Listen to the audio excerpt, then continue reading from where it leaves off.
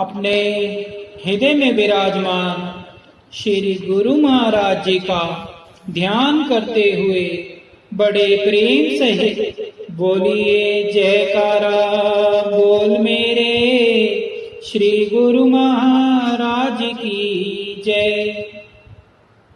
परमात्मा जो करता है अच्छा ही करता है।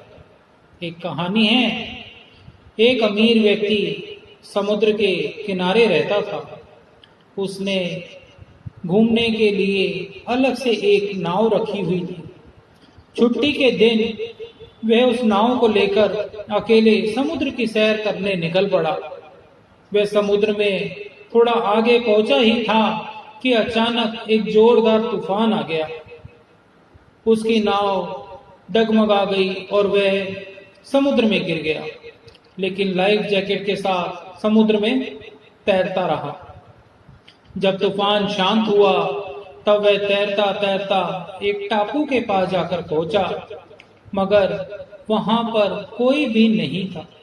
टापू के चारों ओर समुद्र के अलावा और कुछ भी नजर नहीं आ रहा था। वो आदमी परम भक्त था, श्रद्धालु था। उस आदमी ने सोचा कि जब मैंने पूरी जिंदगी में किसी का बुरा नहीं किया तो मेरे साथ बुरा नहीं होगा। उसको लगा कि ईश्वर ने मुझे मौत से बचाया है तो आगे का रास्ता भी वही दिखाएंगे। धीरे धीरे वहां पर उगे हुए झाड़ फल पत्ते खाकर दिन बिताने लगा, मगर अब धीरे धीरे उसे लगने लगा था कि इस टापू पर अब मैं बुरी तरह फंस गया हूं। मगर अब भी ईश्वर पर उसका भरोसा कायम था। उसने सोचा, इतने दिनों से मैं इस टापू पर मारा फिर रहा हूं, क्यों ना यहाँ पर एक झोपड़ी ही बना लूं। पता नहीं अभी और कितने दिन यहाँ मुझे बिताने पड़े।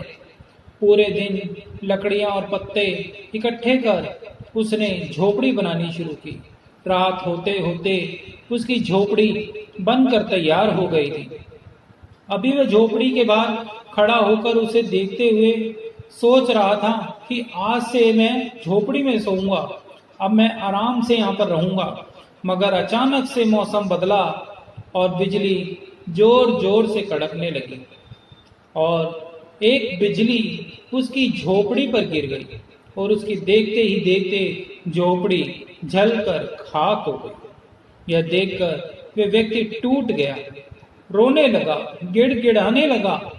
उसने आसमान की तरफ देखकर बोला, हे ईश्वर, ये तेरा कैसा इंसाफ है? तूने मुझ पर अपनी रहम की नजर क्यों नहीं की? मैंने हमेशा तुझ पर विश्वास बनाए रखा। फिर वह इंसान हताश और निराश होकर सर पर हाथ रखकर रोने लगा कि अचानक एक नाव टापू के पास आकर रुक गई।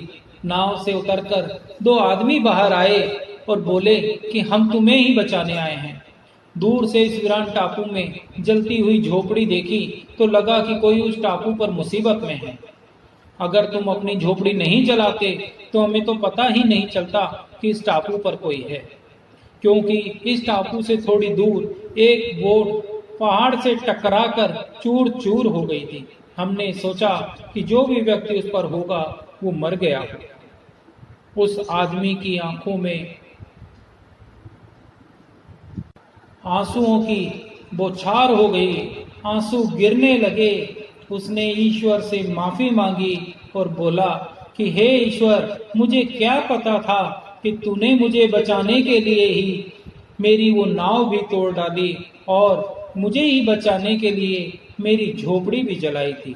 अब तो मुझे निश्चित हो गया है कि आप अपने भक्त का हमेशा हर पल ख्याल रखते हैं। आपने मेरे सब्र का इम्तिहान लिया, लेकिन मैं उसमें फेल हो गया। कृपया मुझे माफ कर दें। कहने का भाव यह है कि दिन चाहे सुख के हों या दुख के, भगवान अपने भक्त के साथ हमेशा रहते हैं।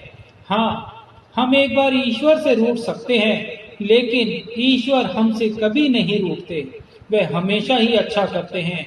अक्सर हमारे साथ भी ऐसे हालात बन जाते हैं कि हम पूरी तरह निराश हो जाते हैं और अपने ईश्वर या नियति से रूठ जाते हैं और विश्वास खो देते हैं। जिससे हमारे अर्थात आत्मविश्वास में भी गिरावट हो जाती है। लेकिन कुछ समय बाद हमें पता लगता है कि परमात्मा ने जो किया वह अच्छा ही किया था, नहीं तो आज मैं यहाँ ना होता। इसलिए मुसीबत या दुख के समय हार मानने की बजाय लगातार अपने कर्तव्य करते रहने चाहिए और बाकी अपने परमपिता परमेश्वर सतगुरु पर छोड़ दीजिए, क्योंकि वह जो करेंगे निश्चित ही अच्छा करेंगे। बोलो जयकारा, बोल मेरे श्री गुरु महाराज की जय।